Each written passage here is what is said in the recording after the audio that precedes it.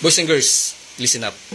To all aspiring applicants, I know you're very excited about this coming 2024 recruitment and sa mga preparation for requirements na kailangan nyo apply. However, some of you here in TikTok and even sa Facebook, pinupost yung mga preparation, yung pagkuha ng requirements, yung body conditioning nila na every morning, afternoon, nag-jogging sila, push up, sits up, and everything. At wala naman akong problema doon. Okay. At least, pag may napanood doon sa pinost nyo, sa mga kabataan ngayon, at least na-encourage natin na mag-aral mabuti, magpalakas, diba? Huwag magbisyo, at someday, pasok din sila sa serbisyo para maglingkod sa bayan natin or sa kapwa-tao. But, sabi nga nila, work hard in silence and let your success make the noise. So, since applicant pa lang tayo ngayon, di ba? Nagsisimula pa lang, nag-aayos pa ng mga kailangan requirements, hindi pa natin alam or hindi pa guaranteed na matanggap tayo. Pero, hindi ko naman kayo dinidiscourage, di ba? Ang point ko lang is, hindi natin kailangan i-update ang mga tao about sa pag-apply natin or anything. Di ba? Mas maganda yung low-key lang muna tayo. Yung family lang muna natin nakakaalam na nag-apply tayo sa ganito. Or most especially nga, yan sa pagpasok mo sa serbisyo or sa any branch of service. Mas maganda na yung family mo and ikaw lang nakakaalam. Hindi mo muna kailangan i-post lahat.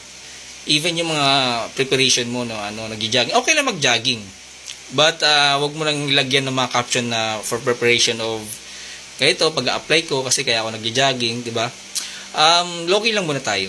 Kasi hindi pa naman guaranteed na makakapasok tayo. And that's reality. Kasi may mga medical pa yan, may PFT pa yan, may deliberation pa yan. So, marami pang process. So, kung halimbawa, nakapasok ka na lahat, di ba? Waiting for oath ka na lang. So, that's the time siguro na yung mga ginawa mo nung preparation before, that's the time na pwede mong i-post. Or, I would suggest, pag na-recognize ka na or nasa servisyo ka na, tsaka muna sila gulatin. Di ba? Gulatin mo sila na yung mga ginawa mo before ito, ito ka na, nasa servisyo ka na. So, you're not obliged to update everybody, especially sa SOCMED. Di ba? Work hard in silence. Yun ang key. Huwag nyo kailangan, nag-apply ako ngayon sa ganito. Ito yung mga kailangan kong requirements at nagpapalakas ako.